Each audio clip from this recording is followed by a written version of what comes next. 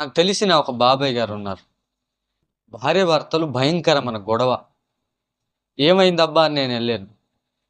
మూడో వ్యక్తి ఏదో చెబుతున్నాడని, ఆ చెబుతున్న విషయానికి ఆ పిన్ని కొంచెం రియాక్ట్ అయ్యారు. అక్కడ గొడవ జరిగింది. ఆమేమో నేనిక చచ్చిపోతాను. నేనిక ఎందుకుండాలి? నేనింత చేశాను. ఇక్కడ గొడవ ఎవరి గురించి?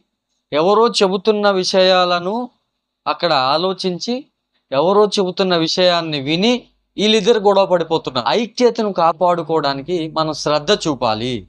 దేవుని వాక్యం చెబుతుంది. ఈ ఐక్యతను కాపాడుకోవాలంటే మూడో వ్యక్తి గురించి మనం మాట్లాడుకునేటప్పుడైనా, లేకుంటే మూడో వ్యక్తి ఇద్దరి గురించి చెప్పేటప్పుడైనా మనం జాగ్రత్త పడాలి. చెబుతున్న ప్రతి విషయాన్ని నమ్మేసి భార్య దగ్గరికి పోయో, భర్త దగ్గరికి పోయో గొడవలు పెట్టుకునే పరిస్థితి ఉండకుండా జాగ్రత్త. అప్పుడే కాపాడుకున్నట్టుగా.